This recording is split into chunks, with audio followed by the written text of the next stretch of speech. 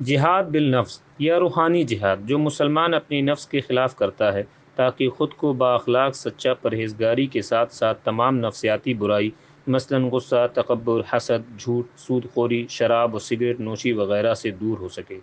اپنی دعوت کے ابتدائی دور میں نبی کریم محمد صلی اللہ علیہ وسلم نے مسلمانوں کو اپنی نفس کے خلاف جہاد کا حکم دیا، نہ کہ تلوار کے ساتھ جنگ کا، جبکہ اس زمانے کے غیر مسلمان بہت ظلم و زیادتی کر رہے تھے۔ وہیں دور حاضر کے مختلف ملکوں کے اپنے اپنے قانون اور نظام کے طریقے ہیں جس میں سب کو اپنے مذہب پر چلنے کا اختیار ہے۔ باوجود اس کے کچھ انتہا و قدیمی پسند گروہ نے نوجوانوں کو برگلا کر جہاد کے نام پر خون ریزی اور فساد اور آمادہ کرتے ہیں، جبکہ اللہ سبحانہ و تعالیٰ نے فرمایا کہ اس کے پہرے دار انسان کے آگے پیچھے مقرر ہیں، جو اللہ کے حکم سے اس کی نگہبانی کرتے ہیں۔ کسی قوم کی حالت اللہ تعالیٰ نہیں بدلتا جب تک کہ وہ خود اسے نہ بدلے جو ان کے دلوں میں ہے۔ اللہ تعالیٰ جب کسی قوم کی سزا کا ارادہ کر لیتا ہے تو وہ بدلتا نہیں کرتا، اور سوائے اس کے کوئی بھی ان کا کارساز نہیں۔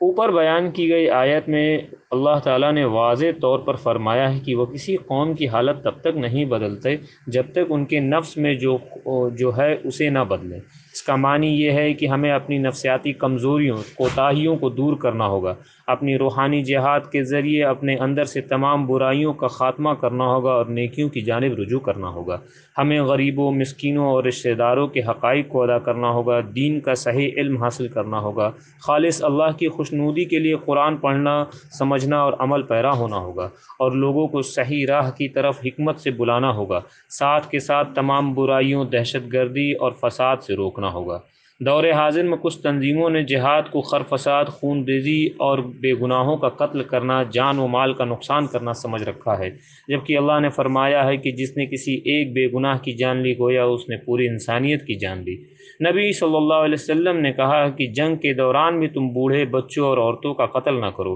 ان اقوال کے پیش نظر شدت پسند تنظیموں کا عمل دیکھ کے واضح ہوتا ہے کہ جہاد نہیں، فساد ہے۔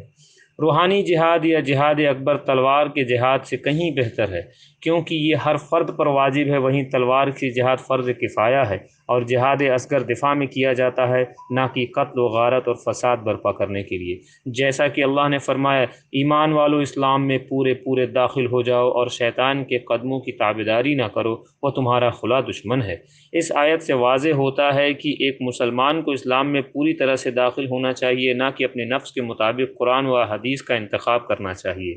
اپنے نبی محمد صلی اللہ علیہ وسلم کی تعلیمات کو پختگی سے پکڑنا چاہیے، جنہوں نے تشدد اور انتہا پسندی کی شدید مذمت کی اور لوگوں کو اس کے خلاف آگاہ کیا۔ روحانی جہاد کے ذریعے ہمیں اپنی اور اپنے معاشرے میں اتحاد، امن، بہتر مستقبل بنانا چاہیے، نہ کہ جہاد کے نام پہ فساد برپا کر کے نفرت، تعصب اور خون خرابہ پھیلانا چاہیے۔ نفرت، تعصب، خون ریزی اور فساد کو ختم کر کے نہ صرف ہم ایک بہتر دنیا بلکہ اسلام کا حقیقی چہرہ بھی پیش کر سکتے ہیں۔ اللہ تعالی ہم سب کو نیک اعمال کرنے کی توفیق دے۔